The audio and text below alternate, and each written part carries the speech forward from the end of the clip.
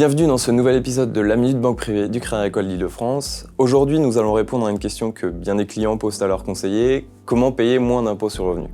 Alors, vaste question, la Cour des comptes a recensé pas moins de 471 dispositifs fiscaux qui permettent de réduire sa fiscalité et vous pouvez même en utiliser plusieurs à la fois. On fait le point aujourd'hui.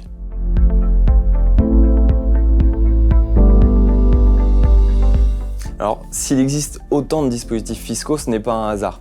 Le législateur a souhaité inciter les épargnants à investir, à donner ou à dépenser pour soutenir certains domaines comme le logement intermédiaire avec le Pinel, les entreprises innovantes avec les FCPI ou encore le monde audiovisuel et du cinéma avec les Sofica.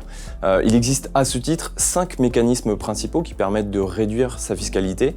En premier lieu, on a l'abattement qui permet de réduire la base d'imposition.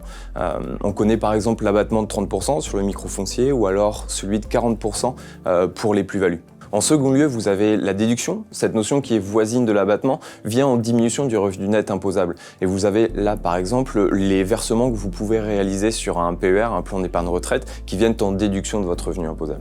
Troisième mécanisme, la réduction d'impôt qui permet de réduire directement le montant d'impôt à payer. Et là, c'est un peu plus connu. Vous avez par exemple le dispositif Pinel ou alors le dispositif de Normandie ou même les investissements dans le cinéma avec les Sofica qui viennent en réduction d'impôt. Quatrième mécanisme, le crédit d'impôt. Alors comme la réduction d'impôt, il va permettre de réduire directement le montant d'impôt à payer.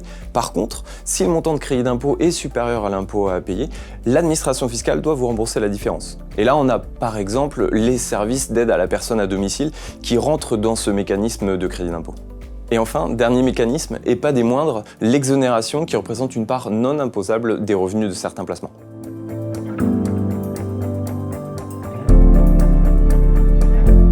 Tout d'abord, il est tout à fait possible de cumuler plusieurs niches fiscales dans une certaine mesure et selon leur complémentarité.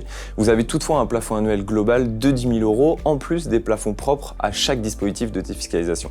Certains investissements disposent en outre d'un plafond majoré, comme les Sofica, quand d'autres investissements ne sont pas concernés par un tel plafonnement. Et c'est là que le rôle de votre conseiller prend tout son sens. Il va vous aider à bien choisir en fonction de son analyse de votre situation patrimoniale.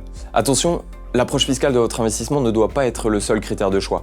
L'horizon d'investissement, le niveau de risque que vous êtes prêt à prendre ou encore la disponibilité de votre épargne sont autant d'éléments à prendre en compte. C'est tout pour aujourd'hui. Pour aller plus loin, n'hésitez pas à cliquer sur le lien joint à la vidéo. Rendez-vous très vite pour un nouvel épisode de la Minute Banque Privée du Crédit Agricole d'Île-de-France. À bientôt.